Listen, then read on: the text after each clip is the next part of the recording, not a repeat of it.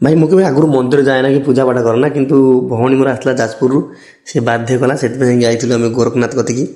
ବିଶ୍ୱାସ କରିବନି, ସେଠି ପହଞ୍ଚିଲା ପରେ ଭାଇ ଆସିବାକୁ ଇଚ୍ଛା ହେଉନଥିଲା। ଭାଇ ଏତେ ଶାନ୍ତି! ଭାଇ ମୁଁ ଯଦି ଆଗରୁ ଜାଣିଥାନ୍ତି ଭାଇ ସବୁଦିନ ଏଇଠି ରହିଥାନ୍ତି ଘର କରି, କାହିଁକିନା ସେ ଯେଉଁ ଜାଗା ଭାଇ ଆସିବାକୁ ଟିକେ ବି ଇଚ୍ଛା ହେଉନଥିଲା।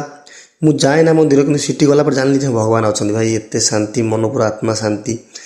ତାପରେ ଭଉଣୀର ମାନସିକ ଥିଲା, ସେ ଡୋରି ଫିଟେଇବ ବୋଲି ବାନ୍ଧିଥିଲା। ଆର ବର୍ଷ ଆସି ବାନ୍ଧିଥିଲା, ଆର ବର୍ଷ ନା 2 ବର୍ଷ ତଳେ ବାନ୍ଧିଥିଲା। ସେ ଫିଟେଇବ ବୋଲି ଆସିଥିଲା, ଫିଟେଇଲା। ପ୍ଲସ୍ ତାର ଯାହା ମାନସିକ ଥିଲା ଠାକୁରଙ୍କ ପାଖରେ ପ୍ରାର୍ଥନା କରି କହିଲା।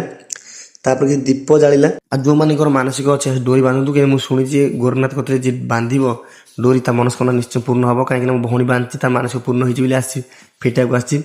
ଆଉ ତାପରେ ଠାକୁର ଦର୍ଶନ କଲୁ, ତାର ଭାଇ ଭଉଣୀ ବହୁତ ଏନ୍ଜୟ କଲୁ, ଫଟୋ ଉଠେଇଲୁ, ଭିଡ଼ିଓ କଲୁ। ତାପରେ ବୁଲାବୁଲି ବହୁତ କଲୁ, ତାର ଭୋଗ କିଣାଣି କଲୁ। ଦେଖିପାରୁଥିବେ ଜାଗାଟା ପୁରା ଭାଇ ମସ୍ତ ହେଇଛି ଭାଇ। ନା ଯେମିତି ଗୋରଖନାଥ, ଭାଇ ନାଥଙ୍କର ନାଥ, ସେ ଆମ ଗୋରଖନାଥ। ଥରେ ବୁଲି ଆସନ୍ତୁ, ଯିବାକୁ ଜମା ଇଚ୍ଛା ହବନି। ରହୁଛି ଜୟ ଗୋରଖନାଥ।